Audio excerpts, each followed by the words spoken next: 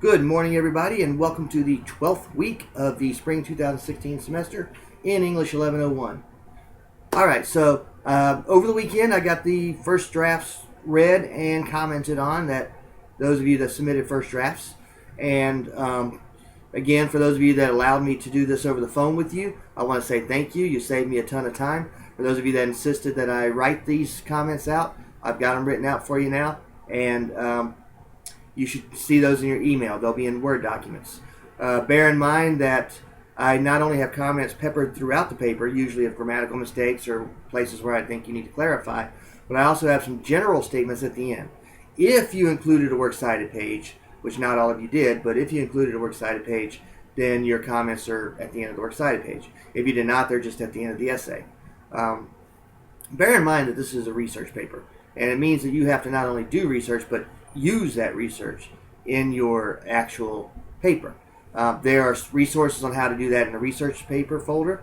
There are resources on how to do that in the MLA folder. There are resources on how to do that in the useful videos folder. I've given you all kinds of resources to try and help you utilize your research correctly and in a way that is in MLA format. So, you know, if you look at the instructions, I mean, for example, the works cited page. Look in the instructions for the actual essay and look at the rubric. 10 points, that's an entire letter grade, is how well you did your works cited page. If you don't have a works cited page, the best you can get is a B+. And if you didn't include a works cited page, it's not likely you're going to get a B+, because you're not going to have any research in your folder. So, look at my notes carefully. You have a week. You have until the 28th, and you have until like 11:59 p.m. on the night of the 28th to get this done. So please, get it done. All right. As far as this week's work, there'll be a couple of assignments which I haven't finished with yet, but I will upload those hopefully by the end of today.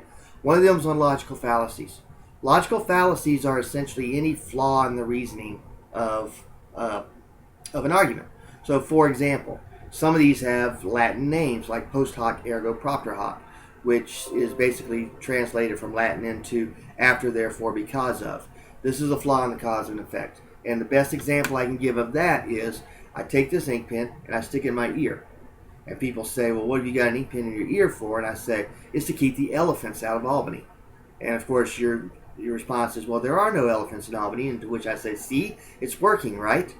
That's post hoc ergo propter hoc. The idea that because something happened before the other, that the first thing caused the second. And it's almost never the case. And your quiz, I think I'm going to have 10 different situations where you're going to need to go through your slideshow and look at all the different logical fallacies and come up with, okay, that one must be a red herring, or that one must be a straw man, or something along those lines. So that's that one. And then we got word choice. Many of you, when you look at your comments, are going to see that I've said, hey, you've chosen the wrong word here. Use this word instead. Or maybe you've got your words mixed up. I will have a handout that I'm going to upload into D2L that's going to have some newspaper headlines where people chose the wrong words with hilarious results. I haven't uploaded that yet, but by the end of today that should be uploaded. And you can see why choosing the correct words makes all the difference. For example, on that handout that I'm talking about, one of them says something like, man murders wife and daughter after killing himself. To which my response is, well, what, did a ghost kill the mother and daughter? So you see, you got to make sure that you have your words correct. And so the word choice part of this week's lesson is going to deal with that. So that's it for this week. Get to work on those rewrites. Take those rewrites seriously. Show your research.